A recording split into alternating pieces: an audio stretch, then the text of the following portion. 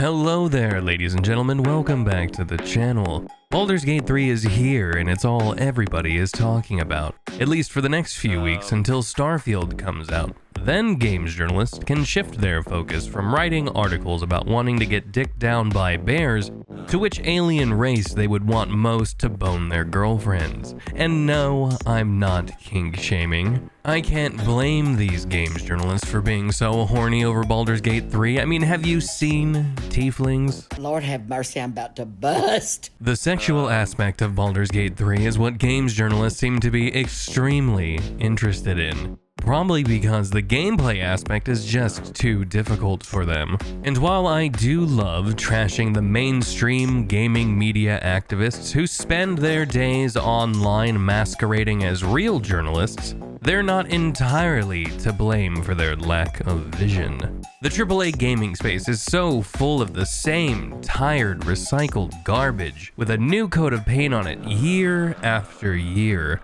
We, as gamers, truly the most oppressed class of people in the world, have had our gray, squishy, thinky organs starved, deprived of quality content, but boy am I happy to see Larian Studios and Baldurs Gate 3 enjoying the success that they so rightfully deserve.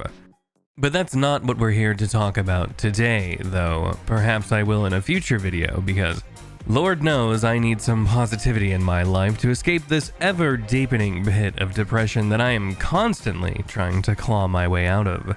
Today we're here to talk about the hypocrisy of games journalists and why I find it so incredibly odd to see the sexuality of Baldurs Gate 3 being celebrated while so many games before it, and fans of those games, mind you, have been mocked relentlessly as coomers and degenerates, simply for wanting their sexual preferences acknowledged in games. Which is pretty funny because I feel like I've heard that somewhere before. I'm gay. Before we get further into this, if you enjoy me and want to support the content that I occasionally create, be sure to drop a like on this video, subscribe if you haven't already, and share this video around. And be sure to leave a comment down below. Tell me what you think the hottest race in Baldurs Gate 3 is. And I'm gonna tell you now, if I don't see tieflings, drows, and dragons down there, I'm going to be very disappointed in you.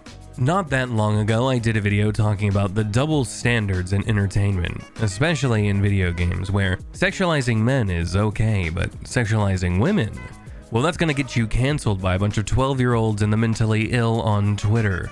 What fate could be worse than having somebody that has the mental capacity of a disabled gerbil disagree with you on the internet? Well, I guess a worse fate could be having to subject oneself to internet brain rot on a daily basis to make YouTube content, but we're all going to die someday and we all pick our poison, so here we are. Sexual content in games is nothing new.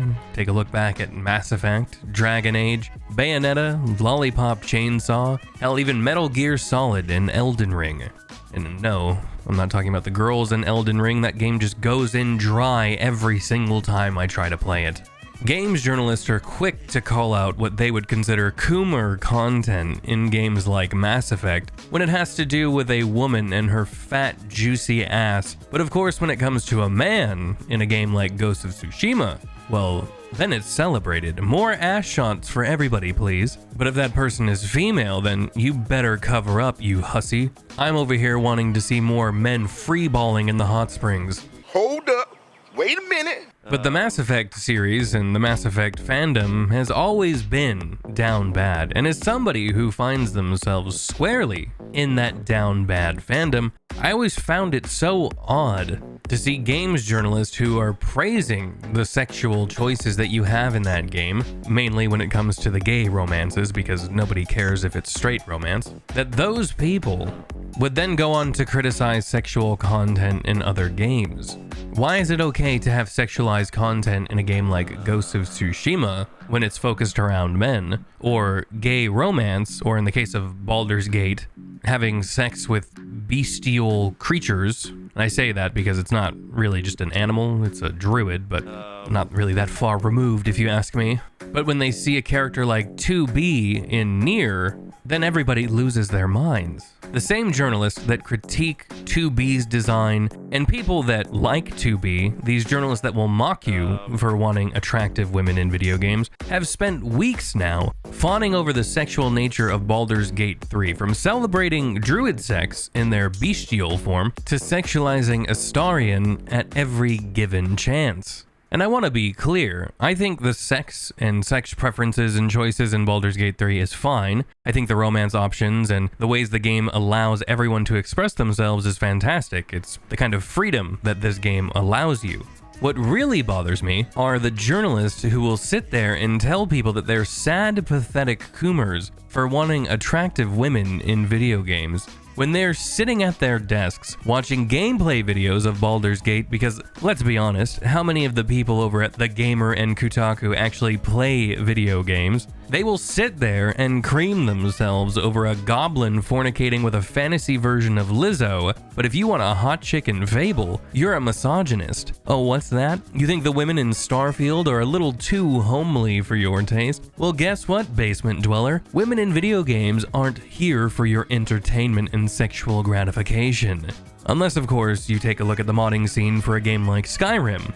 What really set this whole thing off for me was seeing these articles from Games Radar. Why is one form of sexualized content okay, but the other, for some reason, is deemed morally reprehensible? I mean, if we're pushing for sexual liberation and expression, shouldn't that all be included? Which includes heterosexual romance. Should that not be celebrated as well? If we're being fair and honest, the answer would be yes.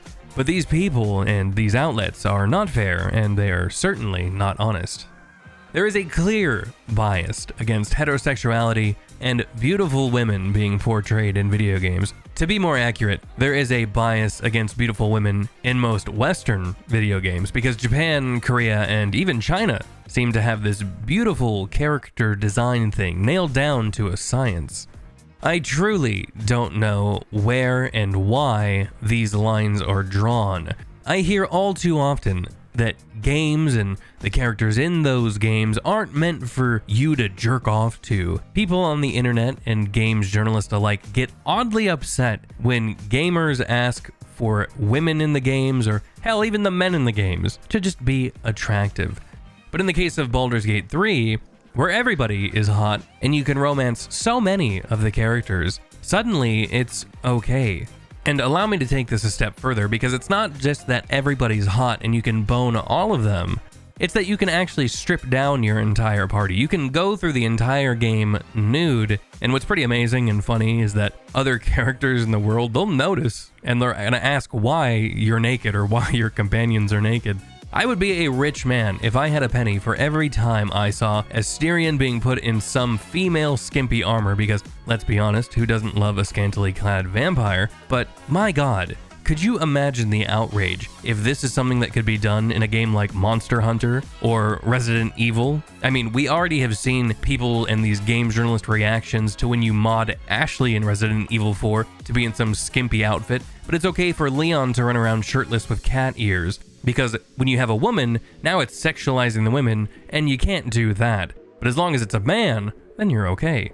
I don't have some grand point to make in this video. After all, this issue is nothing new. Games journalists are a complete joke, and the only way that they stay relevant is by espousing their hypocritical bullshit and writing clickbait, copy-paste articles that an AI could throw together for free. And I suppose content creators such as myself are partially to blame for their agonizingly slow, prolonged self-destruction, because we keep covering their blatantly anti-consumer and absurd articles because we too like to have a good laugh at their expense.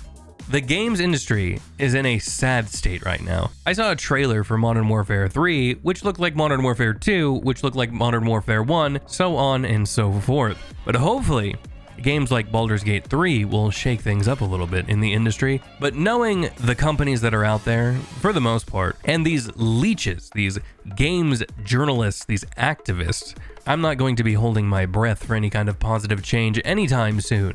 So in closing, allow me just to say this. Hot characters are cool, games journalists are hacks with no integrity, and sexual content is only good for them if it's the type of sexual content that floats their boat. So if you just want to see big titties and nice asses, you are somehow more of a degenerate to these people than somebody who wants to get plugged by some dirty druid in animal form. And was that racist towards druids? Absolutely it was. Fuck those pebble-throwing dirt wizards, warlocks are way better. And that's what I have for you today, ladies and gentlemen. I hope you enjoyed this video. If you like the video, drop a like, and if you haven't subscribed already, what are you doing? Hit the subscribe button, it's right down there. Before we go, I want to give a huge, massive shout out to all of my beautiful channel members. You guys are amazing. Thank you all so much for watching, and until next time, I will see you in the next video.